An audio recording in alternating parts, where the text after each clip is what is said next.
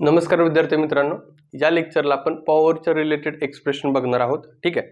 मग आता इथं समजून घ्यायचं काय, तर क्वेश्चन पहिल्यांदा समजून घ्या. क्वेश्चन असा दिला त्यांनी की obtain an expression for average power dissipated in a purely resistive AC circuit. म्हणजे जे काय सर्किट घेतलंय ते कसलं आहे, प्युअरली रेझिस्टिव्ह आहे, रेझिस्टन्स सर्किट आहे. ठीक आहे. Define power factor states its value for purely resistive AC circuit. Okay, October 15ला प्रश्न आलाय. ठीक आहे. आता सांगतोय का याच्यामध्ये फाइंड काय करायचं, ॲक्च्युअलमध्ये ॲव्हरेज पॉवर फाइंड करायचे. आणि ॲव्हरेज पॉवर फाइंड करण्यासाठी तुम्हाला या ठिकाणी पॉवरचा फॉर्म्युला माहिती पाहिजे. बघा पहिल्यांदा मी सांगतो काय ते बघा. पॉवर इक्वल टू फॉर्म्युला असतो ई इंटू आय, म्हणजेच याला आपण म्हणू शकतो V into I. Voltage into current म्हणजे पॉवर असते. ठीक आहे. मग आता यामध्ये काय लक्षात ठेवणार तुम्ही, तर जर तुम्हाला ही पॉवर फाइंड करायची असेल तर त्यासाठी ईएमएफ आणि करंट माहीत असणं गरजेचं आहे.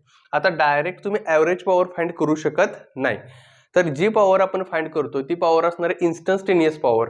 म्हणजे काय, तर with respect to time change होणारी पॉवर.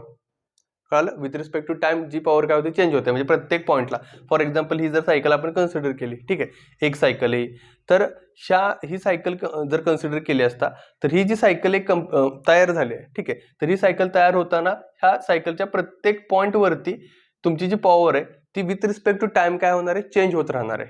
ठीक आहे. आणि त्याच पॉवरला आपण काय म्हणतो, इन्स्टंटेनियस पॉवर म्हणतोय.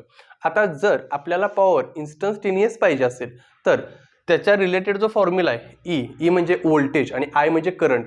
तर करंट आणि व्होल्टेज हा पण कसा लागेल, इन्स्टंटेनियसच लागेल. बरोबर आहे का, आणि तो आपल्याला माहिती आहे. मग आता समजून घ्या, आपण सुरुवात करतोय पूर्ण आन्सरला. तर हे डायग्राम काढले आपण, सर्किट काढलं की असं सर्किट की ज्याच्यामध्ये फक्त रेझिस्टरच आहे. बरोबर आहे, आणि एसी सप्लाय आपण त्याला प्रोव्हाइड केलेला आहे. मग आता याच्याबद्दल लिहिताना आपण काय लिहिणार आहे, E equal to E naught sine omega T be applied EMF across a resistor R as shown in above figure. म्हणजे आपण ईएमएफ अप्लाय केलाय कुणाच्या अक्रॉस, तर रेझिस्टरच्या अक्रॉस. ठीक आहे, इथपर्यंत लक्षात आलंय. ओके. तर आता आपल्याला इथं इन्स्टंटेनियस पॉवर पाहिजे, तर आपण पहिल्यांदा कुणाची व्हॅल्यू काढून घेणार, व्होल्टेज आणि करंटचे. बरोबर आहे का. मग इथं लिहिताना लिहून घेणार आपण की alternating voltage are given by. Alternating व्होल्टेजचा फॉर्म्युला काय, E equal to E naught sine omega T. म्हणजेच ही इन्स्टंटेनियस व्होल्टेज आहे, हा पार्ट लक्षात ठेवायचा. त्याचबरोबर alternating current are given by I equal to I naught sine omega T. आता ही अल्टरनेटिंग करंट म्हणजे थोडक्यात काय असणार आहे, हा इन्स्टंटेनियस करंट आहे. ठीक आहे. म्हणजे हे झालं इन्स्टंटेनियस व्होल्टेज, हे झालं इन्स्टंटेनियस करंट. आता ह्या दोघांचा वापर जर आपण P equal to E into I या फॉर्म्युलामध्ये केला तर आपल्याला काय मिळणार आहे, तर तिथं इन्स्टंटेनियस पॉवर मिळणार आहे. मग आता ह्या दोघांचा कसा वापर करतोय ते बघून घ्या. Instantaneous power are given by, ठीक आहे, काय पॉवरचा फॉर्म्युला आहे, instantaneous voltage into instantaneous current. मग इन्स्टंटेनियस व्होल्टेज म्हणजे ई, इन्स्टंटेनियस करंट म्हणजे आय. मग फ्रॉम 1 and 2 ई ची व्हॅल्यू पुट केली E naught sine omega T, I ची व्हॅल्यू पुट केली I naught sine omega T. याच्यातून ई नॉट आय नॉट जर आपण बाहेर घेतलं तर sine into sine, sine square omega T येणार आहे. आणि ही जी पॉवर तुम्हाला मिळाली ती पॉवर कुठली आहे, इन्स्टंटेनियस पॉवर आहे. आता जर तुम्हाला ह्या सायकलमध्ये जनरेट होणारी टोटल पॉवर काढायची असेल तर तुम्हाला ह्या इन्स्टंटेनियस पॉवर जी सगळ्या काय केली पाहिजे, सम केली पाहिजे. मग ही जी काय टोटल पॉवर राहणार आहे सायकल मधली त्यालाच आपण म्हणतो ॲव्हरेज पॉवर. ठीक आहे. मग हे ॲव्हरेज कसं काढायचं, तर आता समजून घ्या. ॲव्हरेज साठी आपण काय म्हणणार आहे बघा, instantaneous power varies with time. त्यामुळे आपण एक्झॅक्ट ती पॉवर सांगू शकत नाही. मग त्यासाठी तुम्हाला ॲव्हरेज पॉवर फाइंड करावी लागते. मग consider the average power for a complete cycle. म्हणजे एका सायकलसाठी आपण ॲव्हरेज पॉवर कन्सिडर करणार आहे. मग ॲव्हरेज पॉवर बरोबर काय फॉर्म्युला लिहिणार आपण, work done in one cycle, एका सायकलमध्ये कंप्लीट होणारं work done upon time for one cycle, आणि त्या सायकलला लागणारा वेळ. ठीक आहे. मग आता एका सायकलमध्ये वर्क डन किती कंप्लीट होतंय, तर जेवढी इन्स्टंटेनियस पॉवरची आपण सम करणार आहे तेवढं वर्क डन कंप्लीट होणार. मग आता ही जी सम करणार, ही या सम साठी आपण काय केलं, तर इन्स्टंटेनियस पॉवरचं इंटिग्रेशन घेतलं. आता इंटिग्रेशन घेताना आपण त्याला काहीतरी लिमिट पाहिजे. मग आता हे लिमिट घेताना हे कसं घेतलं आपण, तर ज्यावेळेस सुरुवातीला टाइम 0 होता, ठीक आहे, त्यावेळेस, आणि तिथून तुमची जी सायकल कंप्लीट झाली ते त्या सायकल कंप्लीट होण्यासाठी लागणारा जो टाइम आहे तिथपर्यंत एक जो पूर्ण पार्ट तयार झालाय त्या पार्टमध्ये 0 to t हे आपण लिमिट घेतलंय. ठीक आहे. आता हा टी कुठून आला कळालं का, सायकलला कंप्लीट एक सायकल कंप्लीट होण्यासाठी लागणारा वेळ म्हणजे हा टी असणार आहे. क्लिअर इथपर्यंत? 0 टू टी आणि P into D T. D T हे फंक्शन असणार आहे, म्हणजे पी डी टी हे फंक्शन झालं पूर्णपणे. Okay, with respect to time आपण इंटिग्रेशन काढणार आहे. आणि खाली जे टी लिहिलंय ते टी काय सांगा, तर एक सायकल कंप्लीट होण्यासाठी लागणारा वेळ आहे. ओके, आता ह्या पी ला आपण इझिली रिप्लेस करणार फ्रॉम 3 वरून, की पी म्हणजे आहे E not I naught sign square omega T. मग इथं आपण लिहिलं E not I naught sign square omega T D T. Okay, आणि त्याला कशाने डिवाइड केलं? टोटल टाइमने डिवाइड केलं. तर ह्यातला जो पार्ट आहे E not I not upon T हा बाहेर घेतला. आता इथून पुढे मॅथमॅटिकल पार्ट चालू झालाय, समजून घ्या. आता राहिलं फक्त sine square omega T D T 0 to T. आता हे आपण सोडवू शकतो, काय प्रॉब्लेम नाही, पण फिजिक्समध्ये त्याची गरज नाहीये.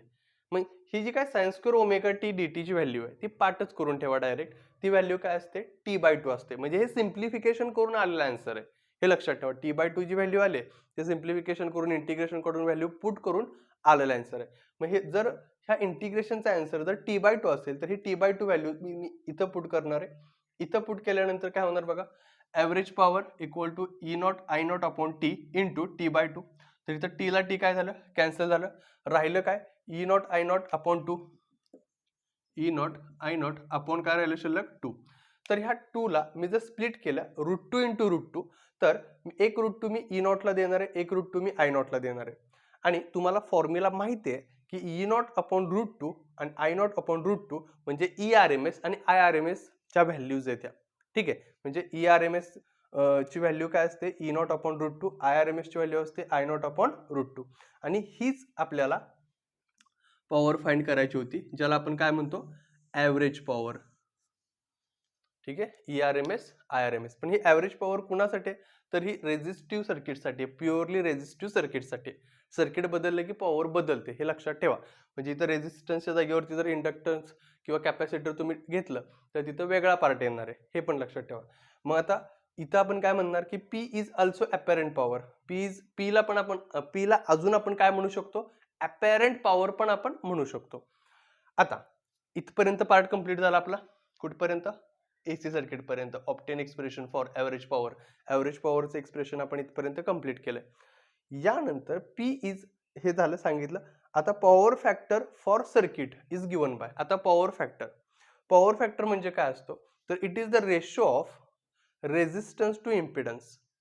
It is the ratio of resistance to impedance. मग cos phi equal to R upon Z हा फॉर्म्युला आहे. कशाचा फॉर्म्युला? हा पॉवर फॅक्टरचा. ठीक आहे, मग हे पण एक लक्षात ठेवा. तुम्ही डेफिनेशन लिहिताना लिहू शकता, it is the ratio of resistance to impedance. ठीक आहे, मग आता या ठिकाणी हे आपण काय सांगितलं? पॉवर फॅक्टर सांगितला. आणि आता त्यांनी तिसरा जो पार्ट विचारलेला की state it's value for purely resistive AC circuit. तर ह्या पॉवर फॅक्टरची जी व्हॅल्यू आहे प्युअरली रेझिस्टिव्ह सर्किटसाठी ती काय असणार आहे? तर समजून घ्या. तुम्हाला हे माहिती आहे झेडचा फॉर्म्युला की under root R square plus XL minus XC bracket square. ठीक आहे, जर सर्किट प्युअरली रेझिस्टिव्ह असेल तर लक्षात ठेवायचं एक्सएल इक्वल टू एक्ससी असते. यालाच आपण नॉन इंडक्टिव्ह सर्किटसाठी पण नॉन इंडक्टिव्ह सर्किट पण म्हणतो. ठीक आहे, म्हणजे ही कंडिशन कुठं आपण वापरतो? नॉन इंडक्टिव्ह सर्किटसाठी पण वापरतो. मग त्यालाच आपण काय म्हणतो? प्युअरली रेझिस्टिव्ह सर्किट म्हणतो. मग एक्सएल इक्वल टू एक्ससी असेल तर हा पार्ट काय झाला तुमचा? 0 झाला. कशासाठी? प्युअरली रेझिस्टिव्ह सर्किटसाठी. राहिला काय फक्त इथं? R square.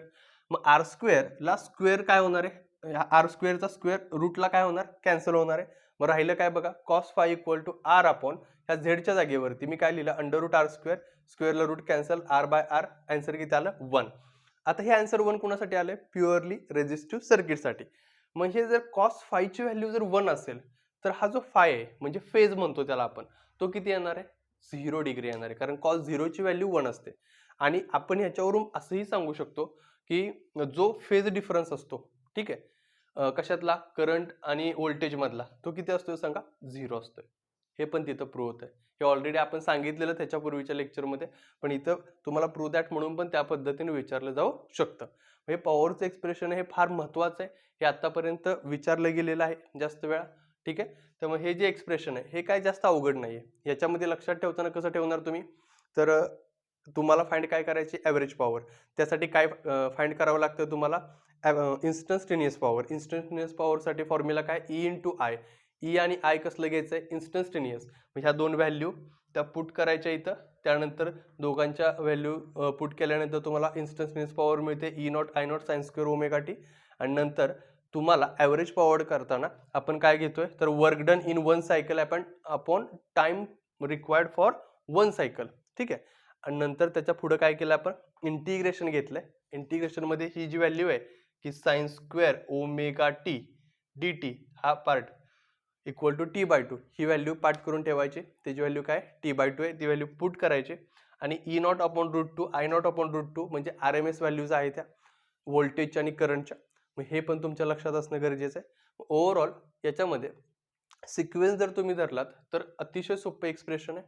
व्यवस्थित स्क्रीनशॉट काढून घ्या आणि चांगली प्रॅक्टिस करा.